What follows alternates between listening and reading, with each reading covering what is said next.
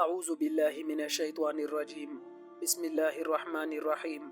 السلام علیکم ہمارے چینل کے پیارے دوستو، میرے بھائیوں، میری بہنوں، ایک دن ہم سب کی زندگیوں میں ایسا دن آنے والا ہے کہ جب ہم اس دنیا میں نہیں رہیں گے، ہم اس دنیا سے جا چکے ہوں گے۔ ہماری اس دنیا میں کسی کو ضرورت نہیں ہوگی، کوئی ہمیں یاد کرنے والا نہیں ہوگا، ہماری کوئی پہچان نہیں ہوگی، ہمارے لیے کوئی جگہ نہیں ہوگی۔ وہ دن میری زندگی میں بھی آنا ہے، آپ کی زندگی میں بھی آنا ہے، اور اس دن کی تیاری کے لیے ہمیں اللہ نے اس دنیا میں بھیجا ہے تاکہ ہم اس دن کے لیے جتنا ہو سکے یہاں پر تیاری کریں، کیونکہ جب وہ دن واقع ہوگا تو اس دن پھر افسوس اور پچھتاوے کے سوا کچھ حاصل نہ ہوگا۔ تو اس افسوس اور اس پچھتاوے سے بچنے کے لیے ہمیں چاہیے کہ ہم اس دنیا میں آخرت کی فکر کریں، ہم آخرت کو اولین ترجیح دیں اور دنیا کو دوسرے نمبر پر رکھیں۔ دنیا کے لیے جو اسباب ہے وہ بھی اختیار کرے، لیکن نماز کی بھی پابندی کرے، روزوں کی بھی پابندی کرے، جو فرض روزے ہیں ان کو بھی ادا کرے، جو نماز ہے اس کو بھی پڑھنے کی بھرپور کوشش کرے، اور جو بھی اللہ نے ہم پر احکامات جاری کیے ہیں ہمیں چاہیے کہ ہم اللہ کے ان احکامات کو بجا لائیں۔ میرے بھائیوں، میری بہنوں، آج آپ کی خدمت میں جو وظیفہ لے کر حاضر ہوا ہوں، یہ وظیفہ میرے نبی کا بتایا ہوا ایک بہت ہی خوبصورت وظیفہ ہے۔ جناب رسول اللہ صلی اللہ علیہ وسلم کی مبارک زندگی سے یہ وظیفہ میں آج آپ کو بتانے جا رہا ہوں۔ انشاءاللہ آپ کو اس وظیفے سے بہت زیادہ فائدہ حاصل ہوگا۔ اس وظیفے کے بعد آپ کی زندگی میں جو مٹھاس اور جو نکھار پیدا ہوگی وہ انشاءاللہ لامحدود ہوگی۔ اس سے پہلے میں اپنے تمام لسنرز کو یہ بتانا چاہوں گا، اگر آپ چاہتے ہیں کہ درود پاک کی برکت سے ہونے والی دعا میں آپ کا نام شامل کیا جائے تو آپ کمنٹ سیکشن میں اپنا نام اور آپ کا جو مسئلہ ہے وہ تحریر کرے تاکہ آپ کا نام بھی درود پاک کی برکت سے ہونے والی دعا میں شامل کیا جائے۔ تو میرے بھائیوں، میری بہنوں، میں بات کر رہا تھا انسانی زندگی کی۔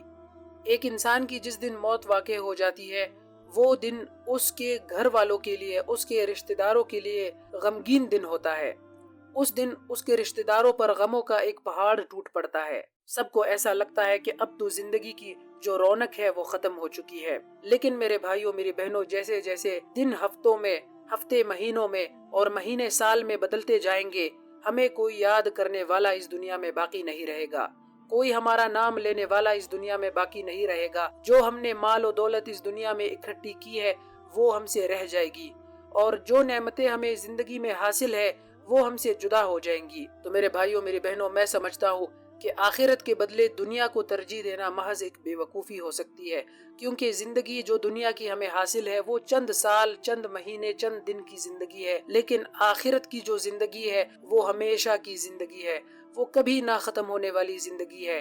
تو میں سمجھتا ہوں کہ آخرت کو ہمیں اولین ترجیح دینی چاہیے، دنیا کو ہمیں دوسرے نمبر پر رکھنا چاہیے۔ دنیا میں جو اسباب ہے، جو مال و دولت کمانے کے اسباب ہے، ان کو بھی ہمیں اختیار کرنا چاہیے، لیکن ان میں ہم نے اللہ کے احکامات کو بھی دیکھنا ہے، اس میں ہم نے حلال و حرام کا بھی فرق کرنا ہے، اس میں ہم نے یہ بھی دیکھنا ہے کہ کیا ہم اپنے نمازوں کی پابندی کر رہے ہیں، کیا ہم اس دنیا میں زندگی تو گزار رہے ہیں، دنیا کے لیے تو ہم کوششیں کر رہے ہیں، کیا ہم قرآن پاک کی تلاوت کر رہے ہیں، کیا ہم اپنی زبان کی حفاظت کر رہے ہیں، اپنی نظروں کی حفاظت کر رہے ہیں، کیا ہم اپنے کانوں کی حفاظت کر رہے ہیں۔ میں آپ کو ایک چھوٹی سی مثال دے کر بات سمجھاتا ہوں۔ ایک انسان ہے، وہ اپنے شہر سے بیرون شہر سفر کرتا ہے، اور سفر کا جو ڈسٹنس ہے وہ تقریباً 20 سے 22 گھنٹے ہے۔ اب اس انسان کی کیفیت کیا ہوتی ہے؟ سفر پر نکلنے سے پہلے وہ اپنے لباس، اپنے کھانے پینے کے اشیاء، اپنے رہنے سہنے کی جو بندوبست ہے سب کچھ کر کے وہاں سے نکلتا ہے۔ اس کے پاس سفر کے لیے پیسے ہوتے ہیں، اس کے لیے لباس ہوتا ہے، گرمی اور سردی سے بچنے کا اس نے اپنے لیے انتظام کیا ہوتا ہے، اور راستے میں کوئی تکلیف پیش نہ آئے اس کے لیے اس کے پاس پیسہ ہوتا ہے، اس کے لیے اس کے پاس روشنی ہوتی ہے، کوئی اندھیرا ہو گیا تو موبائل کا استعمال کر کے ٹارچ لگا لیا جائے۔ تو میرے بھائیوں، میری بہنوں، یہ تو وہ سفر ہے جو ہم دنیا میں طے کر رہے ہیں، جو چند گھنٹوں کا سفر ہے، لیکن ایک سفر ہم نے اور آپ نے اور بھی طے کرنا ہے، اور وہ سفر آخرت کا سفر ہے، آخرت کی زندگی ہے جو ہمیں آنے والی ہے، بہت جلد پیش آنے والی ہے۔ جس دن ہم آخرت کی سفر پر نکل پڑیں گے میرے بھائیوں، میری بہنوں، تب ہمیں نہ کوئی رشتہ کام آئے گا، نہ کوئی رشتہ دار کام آئے گا، بس کام آنے والی چیز وہ ہے جو ہمارے اپنے اعمال ہے۔ کیونکہ جس دن انسان کی موت واقع ہو جاتی ہے تو جو لباس اس نے پہن رکھا ہوتا ہے وہ لباس اس سے چھین لیا جاتا ہے، फाड़ कर उससे जुदा कर दिया जाता है। जो उसने अपनी उंगलियों में अंगूठियां पहन रखी होती है वो उससे छीन कर जुदा कर लिए जाते हैं। जो उसके हाथ में घड़ी होती है वो उससे छीन ली जाती है। जो उसके जेब में पैसा होता है और मोबाइल होता है वो उससे निकाल लिया जाता है और उसको गुस्ल देकर नमाज जनाजा पढ़ाकर और उसका जो नाम होता है अब वो नाम भी उससे छीन लिया जाता है। अब अगर उमर की मौत वाकई हुई है तो अब उसको कोई उमर कहने वाला नहीं होगा। उसके बेटे भी उसको कहेंगे कि अब मैयत को उठाया जाए। तो मेरे भाइयों मेरी बहनों, इस मैयत को जब कब्रिस्तान ले जाया जाता है और मनोमन मट्टी के नीचे उसको दबाकर उसके ऊपर मनोमन मट्टी डालकर उसको ऐसी अंधेरी गुफा में छोड़ देते हैं कि जहाँ पर न कोई अब उसका रिश्तेदार उसकी मदद करने आ सकता है, ना कोई उसकी जायदाद और विरासत और पैसा जो उसने पीछे छोड़ रखा है वो इसके पीछे इसके काम के लिए इसकी मदद करने आ सकता है। दुनिया के जो असबाब थे अब वो खत्म हो चुके हैं। अब हम दुनिया से कट चुके हैं। अब आखिरत की जिंदगी शुरू हो चुकी है और आखिरत की जिंदगी में सिर्फ हमारे अपने अमाल ही है जो हमारे काम आएंगे।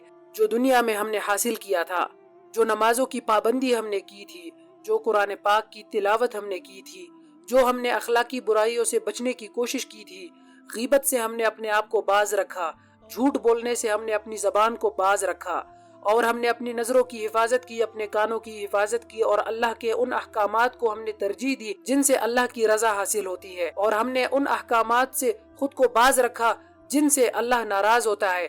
जिन कामों से अल्लाह ने हमें रोकने का हुक्म दिया है हमने उनसे खुद को रोके रखा और जिन कामों को अल्लाह ने हमें करने का हुक्म दिया है वो हम करते रहे और तब तक करते रहे जब तक हमारी जिंदगी थी। अब जब मौत आ गई है तो कब्र की जो जिंदगी है वहाँ पर जो अल्लाह ने हमें नेमतों का वादा किया है, जो नेमतें हमें मिलनी है इंशाअल्लाह वो भी बड़ी खुश नसीबी की बात है जो इंशाअल्लाह हमें हासिल होंगी। ये वजीफा इंतहाई मुजर्रब और खूबसूरत वजीफा है। इस वजीफे से इंशाअल्लाह आपकी जिंदगी में एक ऐसी निखार, एक ऐसी मिठास पैदा होगी, आपके तमाम मुश्किलात इंशाअल्लाह हल हो जाएंगे। आपकी जिंदगी में इंशाअल्लाह सुकून कल्ब आपको हासिल होगा और कामयाबी इंशाअल्लाह आपकी मुंतजिर रहेगी। तो ये वजीफा सबसे मेरे नबी का बताया हुआ प्यारा वजीफा है। हजरत मोहम्मद मुस्तफ़ा सल्लल्लाहु अलैहि वसल्लम फरमाते हैं कि आप अपनी जबान पर अस्तगफिरुल्लाह, ये ऐसे मुबारक कलिमात है, अपने आप को अल्लाह के सामने सरेंडर कर देना है आपने कि या अल्लाह मुझे माफ फरमा दे। इससे क्या होगा, एक तो अल्लाह की जात खुश होती है, उसके गुनाहों को माफ फरमा देती है और दूसरे नंबर पर रिज्क बेपनाह हमें हासिल होता है। अल्लाह ताला की जात से जो इंसान डर जाता है और अपने आप को सरेंडर कर देता है, ये पूरे अल्फाज है अस्तगफिरुल्लाह रब्बी मिन कुल्लि ज़ंबि व अतूबु इलैह। अगर आप इसको पूरा पढ़ते हैं तो ये बेहतरीन है। अगर आप पूरा नहीं पढ़ सकते, आपके पास इतना इल्म नहीं, नॉलेज नहीं, तालीम नहीं, तो सिर्फ आपने सिंपल अल्फाज कहने हैं अस्तगफिरुल्लाह। ये आपने अपनी जबान पर हर वक्त जारी करने हैं। आपने लेटते हुए, बैठते हुए, सोते हुए, फिरते हुए, कारोबार के दौरान, सफर के दौरान, किसी भी जगह पर आपने अस्तगफिरुल्लाह अस्तगफिरुल्लाह अस्तगफिरुल्लाह अस्तगफिरुल्लाह इसका आपने विर्द करना है। अल्लाह रब्बुल इज्जत गैब से इतना रिस्क देंगे, इतना रिस्क देंगे कि आप तसव्वुर नहीं कर सकते।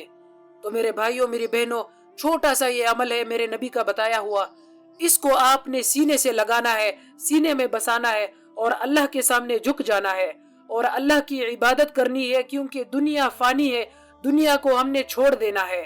बस अल्लाह से इतना मांगा करो जितनी आपको जरूरत है। तो मेरे भाइयों मेरी बहनों, आखिर में मेरी अल्लाह तबारक व तआला से दुआ है कि अल्लाह तबारक व तआला हमें इन बातों पर अमल करने की तौफीक अता फरमाए और हमें राह रास्त पर चलने की तौफीक अता फरमाए और हमें तौफीक अता फरमाए कि हम इस वजीफे पर अमल कर सके और इससे अपनी जिंदगी और आखिरत को फायदा पहुंचा सके। दुनिया की जो जिंदगी है उसको भी फायदा पहुंचा सके और आखिरत की जिंदगी को भी फायदा पहुंचा सके।